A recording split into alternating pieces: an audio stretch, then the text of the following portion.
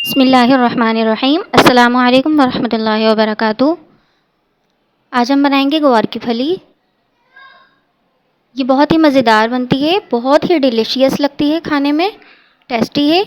आप मेरे रिव्यू से चेक कर सकते हैं, जो मैंने फिंगर दिखाकर आपको रिव्यू दिखाया है। ये बहुत ही लजीज बनी थी। आप भी इसे ट्राई करें सेम मेरी रेसिपी से। चलें इसे बनाना स्टार्ट करते हैं। सबसे पहले मैंने जो है टमाटर ले लिए थे 4, उसे मैंने चॉप कर लिया। उसके बाद मैंने इसमें तमाम मसाले ऐड कर दिए हैं, हल्दी, लाल मिर्च, नमक और पिसा हुआ धनिया। ये तमाम मसाले मैंने ऐड कर दिए थे इसमें।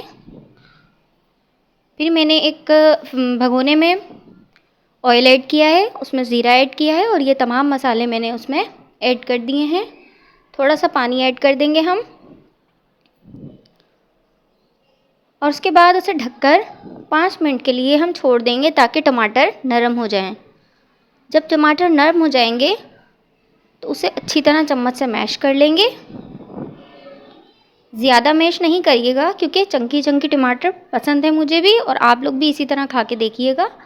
उसके बाद जो हमने ग्वार की फली कटिंग करके रखी थी उसे हम इसमें अच्छी तरह मिक्स करेंगे। पानी इतना होना चाहिए, इसे ढककर ग्वार की फली गलने तक हमने इसे पकाना है। ये देखें कितनी मज़ेदार बनी है ये। ग्वार की फली हमारी गल चुकी है। अब ये जो टमाटर हैं इसे मैं मज़ीद और चंकी चंकी से जो टमाटर हैं इसे हल्का हल्का सा और तोड़ लूँगी और इसे अच्छी तरह भुनाव करना है। उसके बाद मैंने इसमें अदरक लहसुन का पेस्ट भी ऐड किया था और 2 चम्मच दही के भी मैंने इसमें ऐड किए थे। इससे दही से जो ना इसका टेक्सचर इतना मज़े का हो जाएगा, खट्टा खट्टा, कि आप इसमें नींबू ऐड नहीं करेंगे।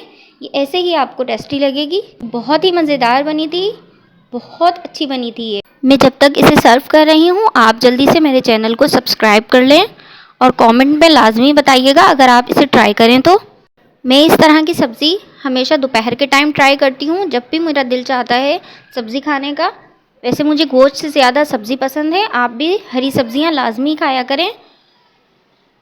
और ये दोपहर के टाइम वैसे भी नान रोटी के साथ बहुत ही मज़ेदार लगती है, चपातियों के साथ। आपको इसमें नींबू डालने की भी ज़रूरत नहीं पड़ेगी, ये ऐसे ही टेस्टी बनी है।